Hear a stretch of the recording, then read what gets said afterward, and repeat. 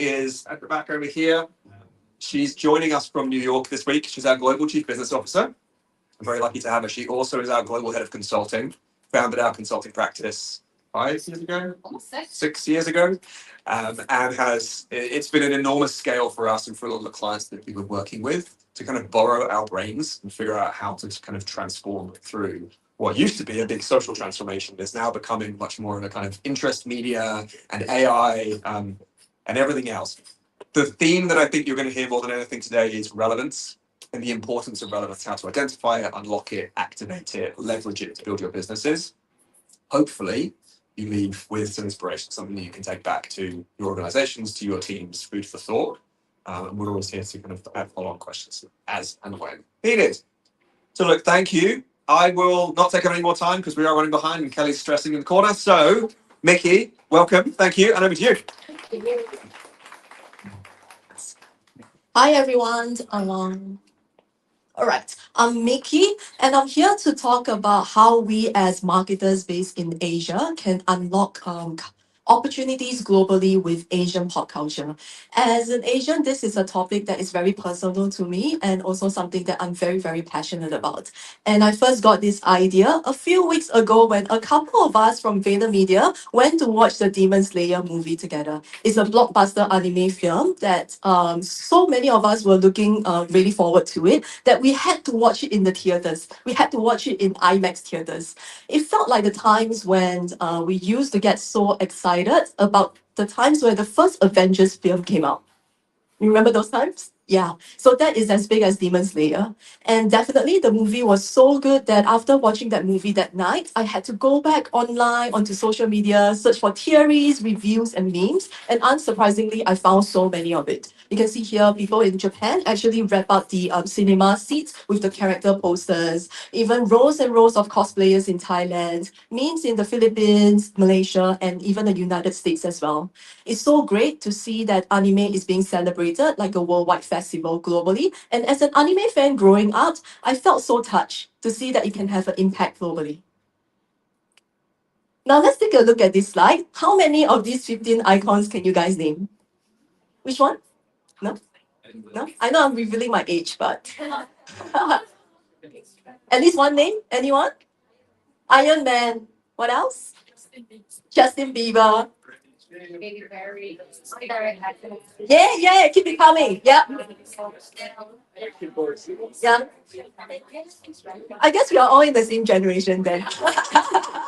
I'm really revealing my age as a millennial. But growing up, I find myself listening to Backstreet Boys. I used to mix my own CDs, listening to Justin Bieber as well, watching 3-hour Titanic film in the cinema, and that scene that we can't watch when we were kids. And also, many of us were also dancing to Lady Gaga at the club too. Definitely, some of us were watching dramas and also listening to music in our own native languages. But growing up as a kid in Singapore, I always wondered, right, why are US or UK pop just called pop? But Japanese pop is called J-pop, Thai pop is called T-pop, Chinese drama is called C-drama, and Korean drama is called K-drama. And in the past, culture used to be coming out from the West and then spread globally. But we are actually at the tail end of that cultural gravity because now culture influences is coming from all over the world, spread across globally. And that I think is the opportunity, global opportunity that we can unlock as a marketer based in Asia. And we are going to talk more about it today. So let's take a few look at some of these stats. Billboard, the leading source for music charts, actually already introduced global top 200 charts all the way in 2020 to acknowledge how influential global music is around the world and also in the States. Korea, super famous for its K-pop, is now the world's fourth largest music exporter, right after US, UK, and also Canada. And speaking of Netflix, this year, 10 out of the top 25 Netflix shows are actually all in foreign languages, including Asian, but also European languages as well. And speaking of that, it's also because we are now so used to watching media and content, not only in English, but in native languages, all with subtitles. And definitely speaking about Netflix, I'm sure all of us have watched K-pop Demon Hunters, right? Has anyone not watched it yet? Halfway through, really? You gotta finish it, man. Yep. And today I just checked right before coming to the event on Billboard Top 100. Golden, the song by Huntrix, is still number two right after Taylor Swift, even until today. So it's really big, and now it's Netflix's most watched film of all times with over 200 million views. Definitely, this movie was produced in the States, but it has strong Korean cultural influences, including Korean folklore with the tiger character that many of us love. It's my favorite character actually, the tiger character. And also with music composed by K-pop trainee EJ, who has been a trainee for over 12 years. And also with those K-drama slow-mo shots during the romantic scenes between the leading characters. So there's a lot of Asian tropes within this film itself. And another cultural export coming out of Asia that I'm sure we all know already is Labubu. Labubu had a record resale value of $150,000 and first went up, getting a huge major boost when Blackpink's Lisa was seen with it in 2024. Right now, Labubu's value is starting to wane down because of other new characters like Hirono rising. But nevertheless, Labubu still had a deep cultural impact in the world of like fashion, where now it became a staple accessory together with your luxury bags. Okay, this one you might not know unless you're a gamer, but in the past, right, with AAA games, they used to come from the States and also from Japan. But now we actually have a great hit coming from a Chinese studio called Black Myth Wukong. It is actually based on a Chinese classic novel called Journey to the West that many of us grown up with. And this game, you can see from the screenshot here, is so good that it actually sold over 25 million copies globally and has a worldwide fan base right now. So I hope that all these examples and stats give you a glimpse of how we are now exporting culture from Asia to the world. And it's not only K-pop or even anime, but it's also things like Bollywood films, our own tradition, folklore, our toys, our games, and so many more. And that is a global advantage that we can actually unlock as a marketer based in Asia. So how do we do that? We are going to look into three different major territories: music, anime, and also social today. We'll start off with music by looking at a music video that was shot with a brand. And when you're watching this video, please consider how the product is weaved into the music video so seamlessly, okay? So watch as a marketer.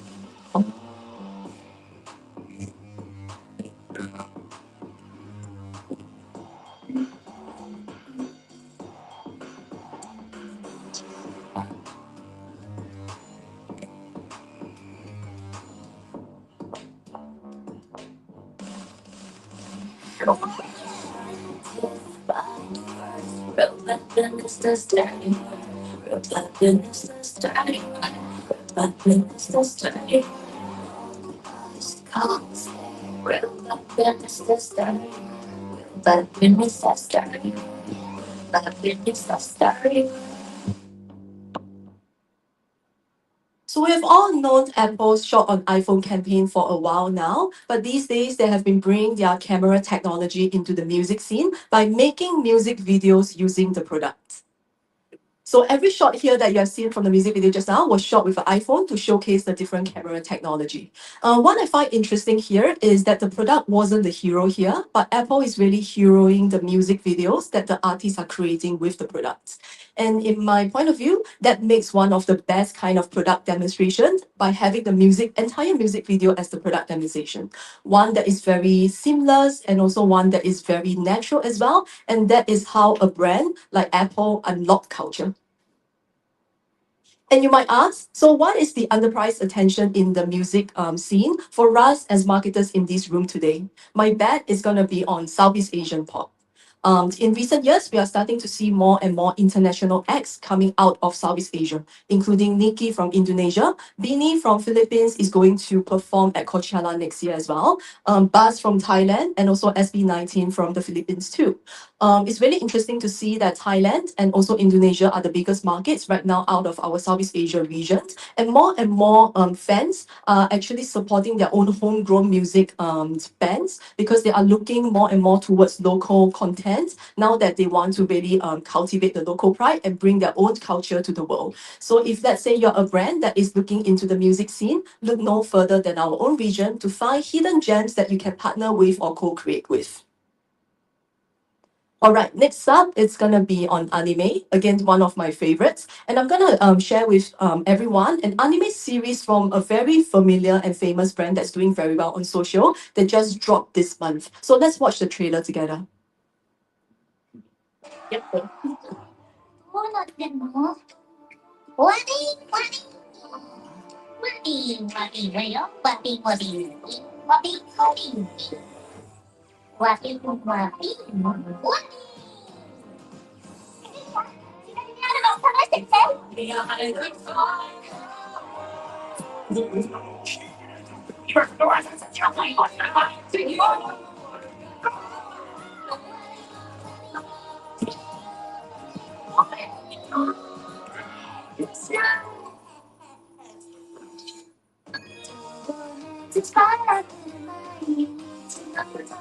I see some smiles on the faces. I'm sure it feels so nostalgic and feels so warm. I love it too as well. It's amazing to see how Duolingo as a brand is partnering with an animation studio behind the animation series called Big Mouth to produce their own anime IP.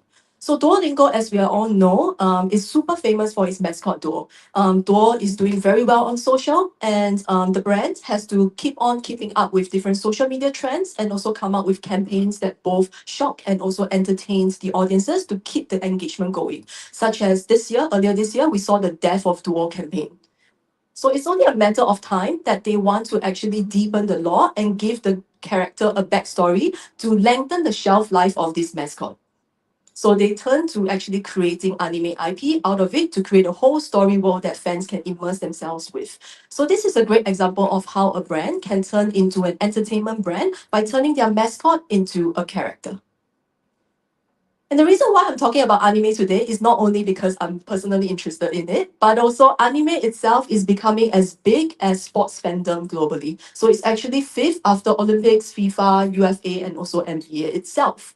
And when it comes to anime, I would say that the underpriced attention here would actually be on global anime co-production. Anime is becoming a format that you can actually create a content using foreign IP as well, no longer only Japanese storylines. So for those who are familiar with anime, you might have seen this year, super popular with Solo Leveling, a title here that is actually coming out of a Korean webtoon. So a Korean webtoon turned into a Japanese anime. McDonald's also actually partnered with an anime studio last year to create an anime series called McDonald's as well. And they actually imported it into Indonesia in Japanese language with subtitles that actually perform well too. And we are also seeing Chinese animation studio actually leveling up their production skills too to produce what they call 动画. So you can see the picture here that it looks very similar to anime and the quality is also amazing. So these are some of the underpriced attention opportunities when it comes to anime. That anime is becoming a much more flexible format that any brands can actually produce. Now let's take a quick look at social together. And I think the best example to share with everyone in terms of cultural impact when it comes to social is the aura farming kit from Indonesia that I'm sure all of us have seen. This super famous gesture that I somehow can't do after the next step. Yeah, but anyway, this video was posted on TikTok in July and very quickly got over 25 million views globally. It definitely became a social meme that many celebrities and everyone started jumping onto it. But I think that the biggest cultural impact it has is in the world of sports, where MotoGP racers and football players started to use this gesture as a celebration flex.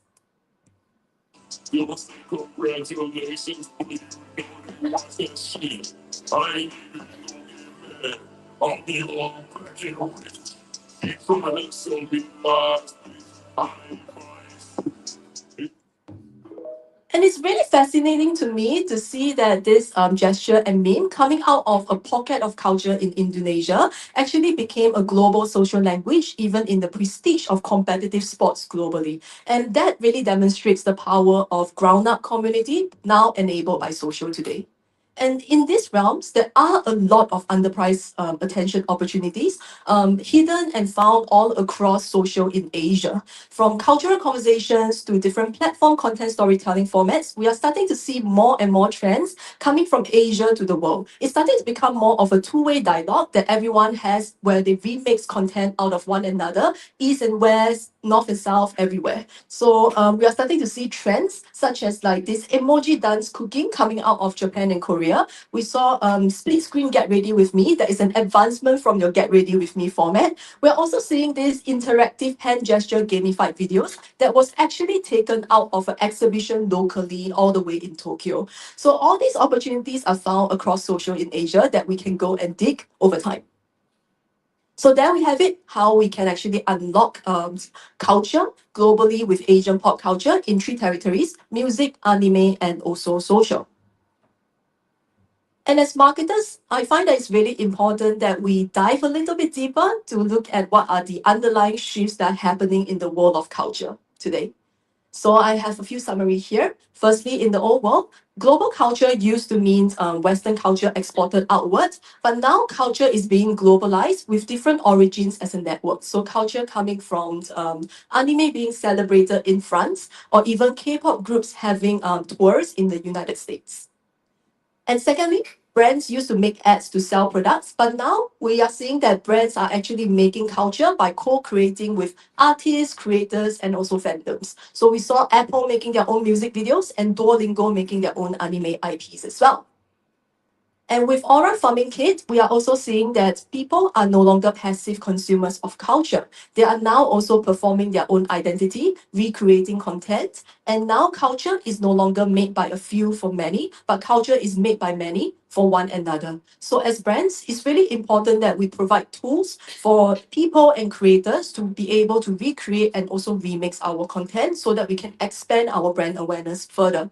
We can't be too precious about our own brand assets.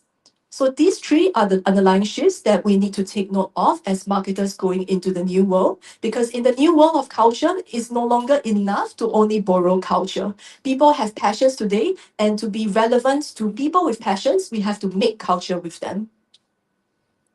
And that's it for my presentation. Thank you, everyone. Hope you enjoy it.